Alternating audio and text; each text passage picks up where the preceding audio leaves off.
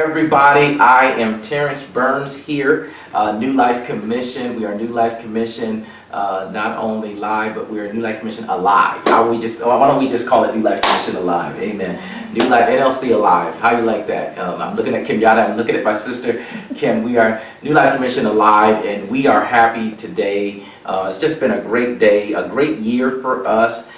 In our time to come and to visit you, and not only in your homes, but even in if it's your so what kind of technology device, whatever you have, computer, just to come and just to share some information with you. We are here in the town of this great town of Delmar. I really love it here. I like it here. I appreciate the state of Delmar. I do appreciate this nation and America and the opportunities we have in our area. Just want to let you know what are we about. Well, our vision is to comfort and encourage the discouraged, and encourage the discouraged to have confidence and courage. We also said that our mission is to serve what? As a motivational mechanism, transforming lives in an inspirational way. And we are trying to do that. You can find us at any time at www.newlifecommission.org, and where you can see all of our faces and see all of us today. My co-host today, assisting me, is S.A. Jesso. I like to call her EJ. She serves as our multimedia manager for our organization, and I give thanks to you for even being here today. And I have a special guest, a great man here in this nice handsome suit. I tell you, just to give you a little bit of background, and we're going to be talking with him. I've met him, as you know, we serve, if you looked at our website, we've been dealing with a Constitution class taught by my brother Dave Gibson and his lovely wife Kim, and we've been really trying to express more about what's happening constitutionally, what's happening not only with our rights, but why do we have the freedoms we have? Why is there laws? Why are there regulations? Why are there standards? Why are there codes? We have been blessed and fortunate in the town of Delmar through the town council and the mayor to do a little bit more interaction. They have embraced us since we've been here. We've worked with Heritage Days, some other things in the community, and planning and zoning, the town meetings, and we are just so happy that they embraced us to be a part of their area. The geographic location, we call it a town too big to be in just one state. In Delmar, you look us up, it's a great town, great area. You'll love the people. We're very patriotic too on both sides, Maryland and Delaware. Our church is on the Delaware side, and then you have across the highways the Maryland side. But this gentleman I'm getting ready to introduce you to is a very, very great gentleman. His name is Councilman M. Craig Holmes. He's a council member for the town of Delmar. And I will say this, I was sharing with him earlier as we were getting ready to prepare for the broadcast, such a well-hearted man with passion, passion for the people, passion for the citizens, passion to see growth, and passion to see things done fairly. And when we came, him, the mayor, the chief of police, they was just excited. Even with my brother Dave sharing information about the Constitution class, they were just excited to be a part of just providing us a gateway of communication. And we thank you for that as well. He's also been coming in our ministry, just not only sharing his time, but sharing words of encouragement to encourage us. Because like I said before, we are trying to make sure that not only that we become all things to all men, that we may win some in the Word of God. And he said something on Sunday about people coming out of the shadows. Today is the day that we come out of the shadows, and everyone praises the Lord. Today is the day that we begin our fight for the Lord and never forget. I think it's just time for people to discover who they are. So without further ado, I'm going to let my co-host, EJ, is going to take the aspects of this conversation. I'll probably going to give a little bit more in a few minutes, but we are just so delighted that you're here, Councilman Holmes. But this won't be the only time, but as we go forward, you will be seeing him time to time, sharing his knowledge, his experience, just a lot of his wisdom that he has provided for me as a leader. And because of you, I want to tell you, it has helped me to be a better leader. On an honest note, every time when I see you, you always have that passion. You're courteous, you're kind, but you're always providing every one of us, and even including myself as a leader, encouragement to keep moving on. So without further ado, I'll let you handle it and go forth, and I'm going to sit here and enjoy and look at some stuff. Thanks. So once again, it's an honor and a privilege to have you here, to speak with us. And I just want to ask you a few questions. How did you become a councilman for the town of Del Mar? Well, I always wanted to run for councilman or mayor of a town or city that I've lived in, moving around. And sitting here in Del Mar, I just kept saying to myself, there are a lot of things that I'm complaining about that's going on in government, and why sit home and complain about it and it doesn't get done, it doesn't get fixed or anything, when you can actually go out there and run for one of those offices and try to get elected and try to help change what you think is wrong, things that can help the people more so. Awesome, awesome. What impact do you think you've made being a councilman for the town of Del Mar? Honestly, I don't think I've made an impact yet, because I've only been here for a year now and I'm still learning everything. But little things that I've tried to do with trying to make it safer for children at the elementary school and around neighborhoods, I mean, that's something that I believe is really necessary and should come first above all. Okay, and just piggybacking off of that, I know you've mentioned before that children, senior citizens, and people with disabilities, that's the passion of yours. What do you hope to accomplish or wish to improve for that demographic? Well, as far as children, I believe that as government officials, town officials at all levels, you should always think about the children as you enact different policies and procedures, because the children need guidance. They also need safe places to play. They also need to be watched after to try to make sure nothing bad ever can happen to them, such as maybe locking up the doors to the fronts and backs of the schools to make sure there could be no, I don't know how I would put it, no kind of violent actions taken against them as has been done in the past, I'll say.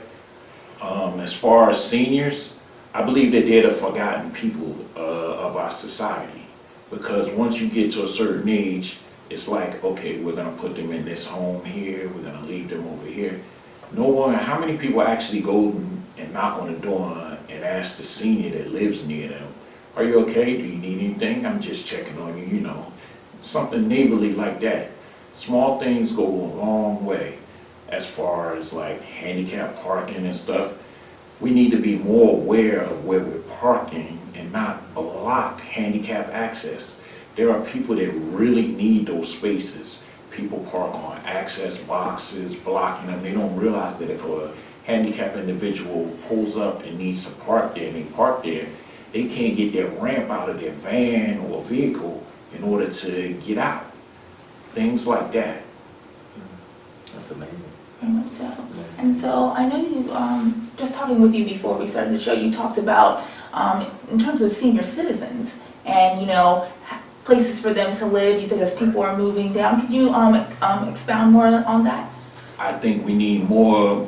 We're building, there are houses being built for people and families, but at this point in time, I myself, I'm not aware of any communities that are actually being built just for seniors.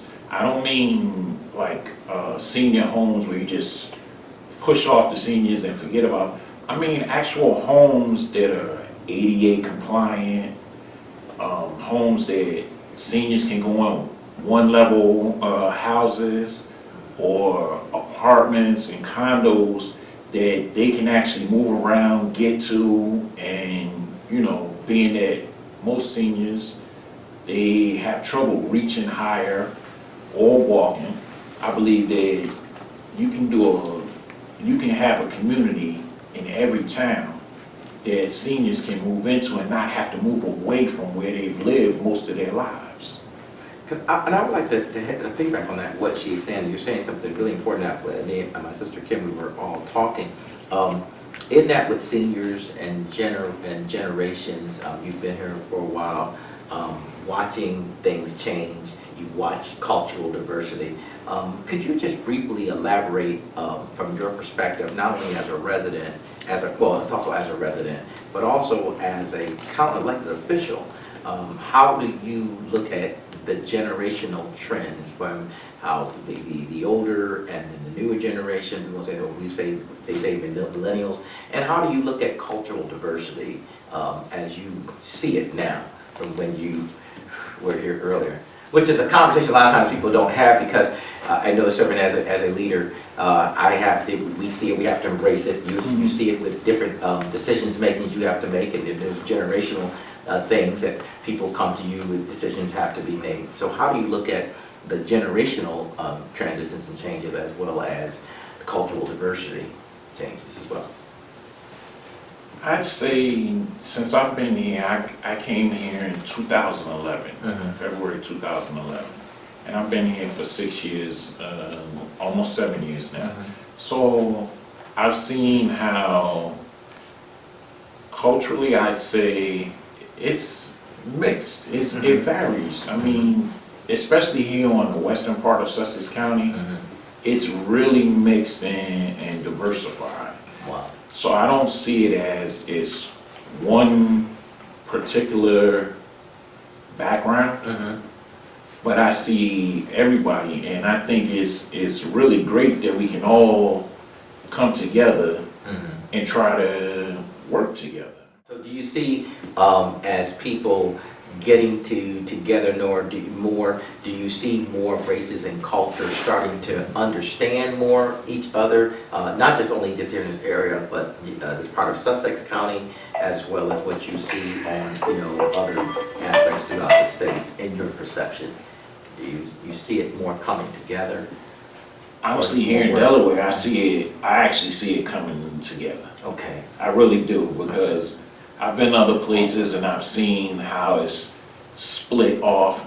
Every city has like a section. Well, this ethnicity is here and that group is there and over here.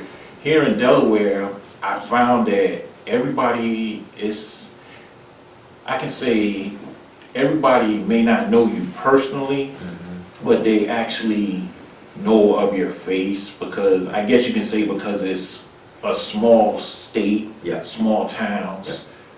But I believe that this is the way that it should be everywhere. Awesome. We should all be able to get along together, live together, no matter race, creed, origin, whatever. And I really do believe that. I mean, that's awesome. I watched that, because even when we came even to the city at council, it's the way you addressed, you come to us, and I watched how you addressed all people. You didn't stay separated. You went to everybody that came, that was new, and I found that really kind of intrigued me, because a lot of times people don't have time to, it's not just because of your company, people have time to say hello, or to say hi, how you doing, or to meet and greet. I remember when we were there, he reached out to us. Very personable, and very welcoming. Immediately you just went to everybody. And I thought, as we do have an integrated ministry, is also an integrated organization, you were very personable to us and receiving of us. I thought that was just remarkable, because I don't normally find that with a lot of times, even with people you see every day. It doesn't have to be a person that's an elected official, you just don't see it anymore. But when we came down here, it really intrigued us. And so we were like stunned, that how the personable you were to everybody, and how you look at it was amazing. I just think that no matter who you are, if you're just a citizen in the town, elected official, or somebody passing through, we all have to, try to stay on the same level with speaking to each other and communicating. Communication is the key for everything. Yes. Without communication, you have nothing, because you have disagreement, you have disarray, and everything.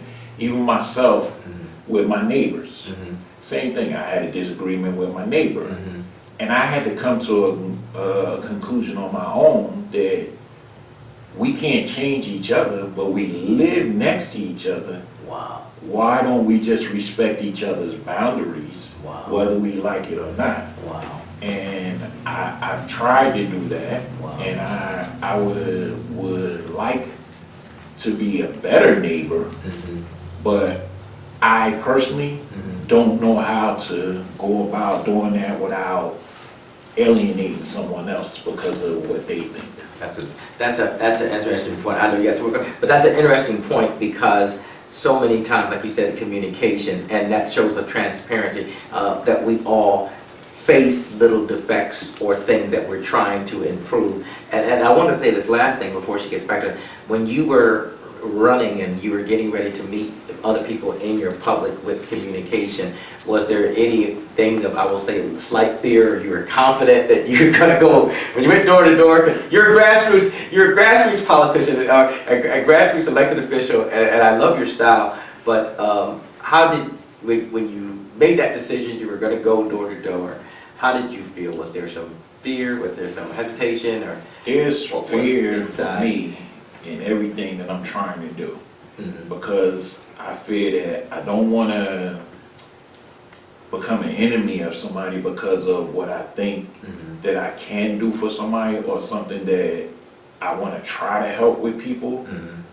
I also fear that people just won't understand where I'm actually coming from, that I'm actually coming from the heart.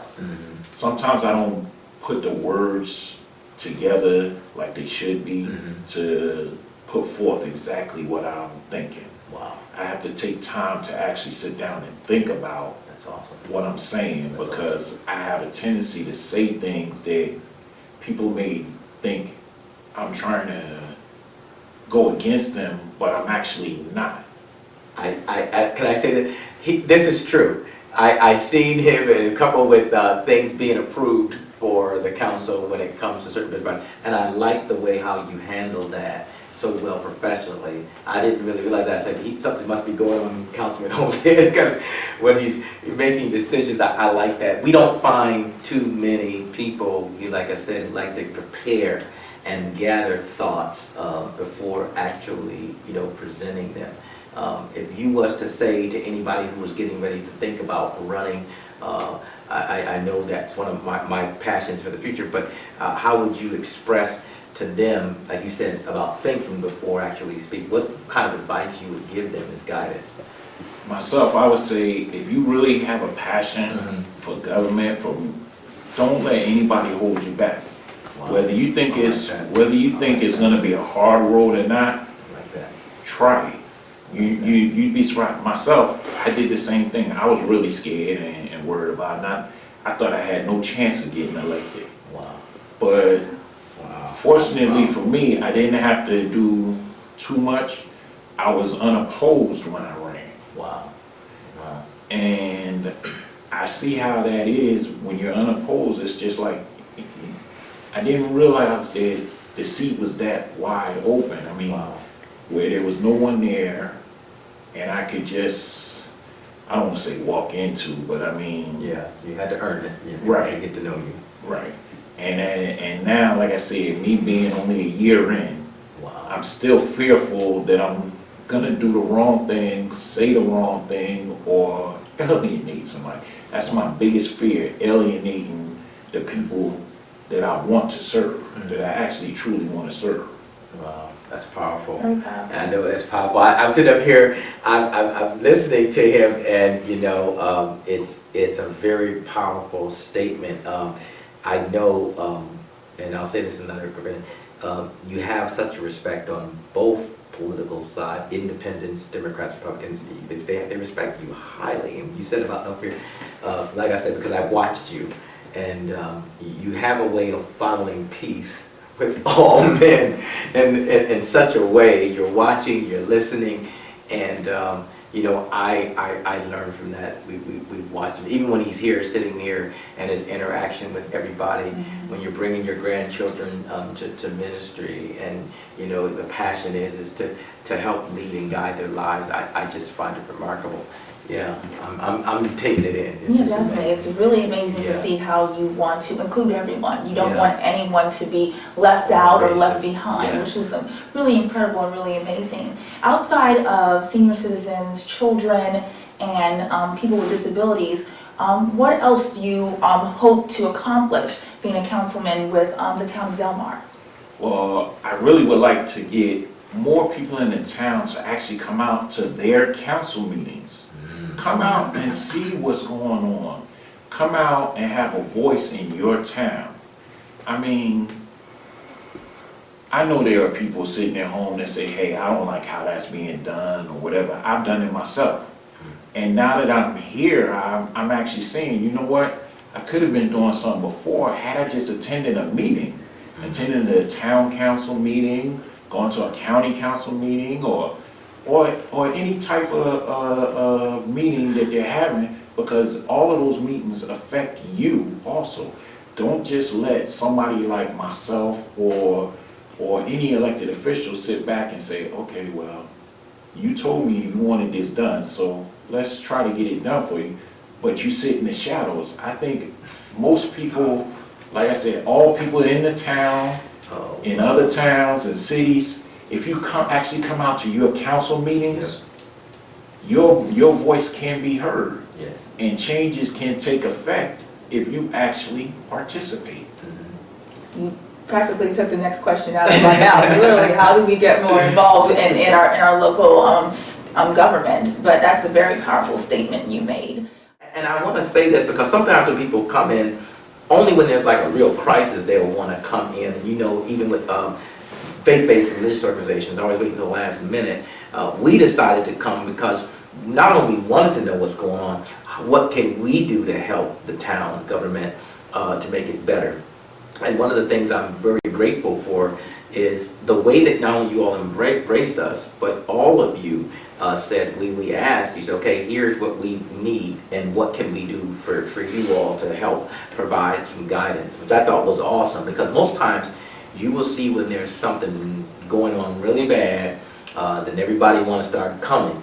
But they have to be more active. What would you say for organizations, if it's just a local organization, could be a ministry, could be a group of people, why is it so important for these nonprofits as well as other kind of small groups to be more involved in what's happening? Because a lot of times they say, well, church and politics don't mix, but the Bible said, Jesus said, render Caesar what is owed to Caesar.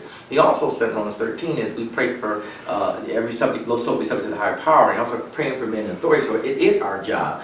One of my founding ancestors, C.H. Mason, for the Church of God in Christ, talked about being involved in not only with your elected officials, but interacting with them, getting to know them, getting to see what we can do to provide a service. So how would you tell, well, especially for even faith-based or other private institutions, organizations, why is it so important to be involved and know what's going on?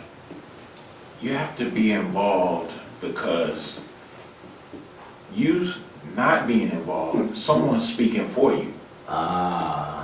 Whether you like what they're saying or not. If you're there participating, you can speak up and let them know, hey, I think we should build a sidewalk over there to help people, keep out of traffic. Mm-hmm. Or, something, that's just an example, Yeah.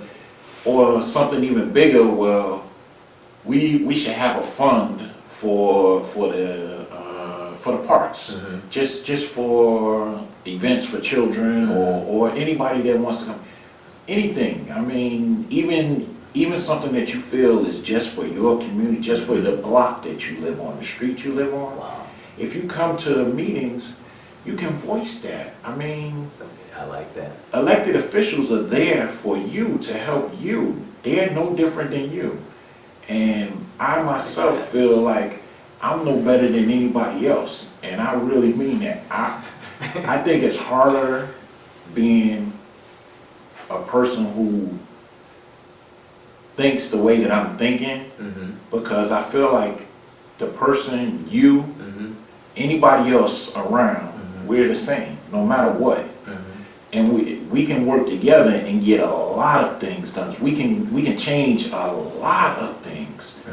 Things that I keep rambling on, but I mean, I'm not sure exactly what you want unless you tell me. Exactly. I like that. Even going even to that lighter note, as you begin to run and as you're serving in office now, your parent, your great-grandfather, how did they accept this transition and change in you walking into becoming a government official? Well, my dad, I told him about it quite often, and I thought about it doing it for years and years ago, before I even came to Delaware. I also told my mom about it, and she was so proud of me when she found out that I actually became a councilman. And she just lit up with joy. I mean, I miss her a lot, but she's, because I just recently lost her, but like I said, she was so happy. It was unbelievable to her that I could actually go out there and do something like that. She thought it was something that I was doing that would be positive and that I could help other people. Wow. And I know with Sir Bonham King, I know her father, you know, being one of the first men of color African-American mayor in this area historically, and you even look at Delmar historically, the transitions, and I know your family is not only proud but excited in what you serve. What do you enjoy about being a father and a grandfather? What do you enjoy about it? Seeing my children now, knowing that they're productive citizens in society, is joy for me. As far as my granddaughter, I mean, she's just a light of them. She just, I mean, I'm so blessed to have her. Wow. I mean, really blessed to have her. And she makes me so happy. I'd do anything for her. I mean, she challenges me constantly. It's comical because he'll come in and set in on the service, and the grandchildren, you know, the Bible said, train up a child in the way they should go, and the energy not depart from it. Give them a little bit of the word, and then you give them a little bit of that guidance and parenting. And I will say this: the interaction y'all have, you know, is very interesting, and I thank God for you, and I see that you as a parent and as a great leader. And all I can say is I thank you today, even for this conversation. This is one of many that we're going to be having here, and in this, and I thank God for you and what you're doing in the conversation you had with my sister Kimmy. It was just really good. It was powerful, because so many times you don't get the knowledge that you need when somebody can impart some things in you, but not only you know what to be aware of, but what to pray for and everything. And I am praying for much success through your term. Did you have anything else you wanted to share? I just had one more question, I guess. You know, what is your projections for the future? You know, where do you want to go even beyond being a councilman? Well, I kind of got my eye on the county council seat for our district, and it'll be a hard fight, but I think I'm going to try no matter what, and I'm going to try to get that seat because I believe that I can get in there and try to help not just one side of the county or the other side, but everyone in the county and the district. I think we should seek people that are actually thinking about the people that they're serving. Wow, Powerful. that is powerful. What do you think? I think it's amazing. It's good. It's incredible. Once again, you know, wanting to include everyone, the collective, not just individuals or a certain sex or group, and that's really truly amazing. I would like to go as far as I can. I mean, I don't know if I'm the right person or not. Like I said, I'm still learning. There's a whole lot that I'm learning. But thanks to the mayor, the vice mayor, the council members, and especially the town manager, Miss Sarah. Yes. She's helped me a lot. I've asked her questions, and Wow. she's never hesitated to answer. No one's ever made me feel like, you know, I'm the junior guy on the council and I should sit and be quiet. They always tell me, ask the question. If you have a question, ask. It's okay. You're learning, and we're here to help you. Wow, it's amazing. I'm feeling this passion come across here today. We thank God for this great man here. You've been an inspiration to us, and I just want to thank you again. This is just one of many, but we're going to be having lots more conversations. There are some great things that are happening in 2018 in not only our town but our state and in the nation. And it's so good to have an advocate that can share some insight, because sometimes when you're dealing with different topics and subject matter, you need different perspectives, so you know you're not charging and attacking people. There's, like you said, Right. communication, getting to hear what others have to say before making a judgment or a conclusion. We're coming into a midterm election year, and it is so important that we, like you said, know how to communicate, how to look at all sides, because we know that democracy is the voice of the people, republic is representation, you know, for the people and by the people. So we're thanking God for you, that you have provided us even in some insight of all of this. How can people get in contact with you and, you know, voice out their comments, questions, concerns? Well, there's a number to the town. You can call the number and you'll be directed via the automated messages. Just want to say announcement very briefly to us, as you know, New Life Commission, as we here in Warren, Pennsylvania, Del Mar, we do have our constitutional classes that are running every Wednesday night at 7 p.m. Questions and answers, just about what Councilman Holmes has been dealing with, getting to know about information constitutionally, governmentally, legislatively, judiciary.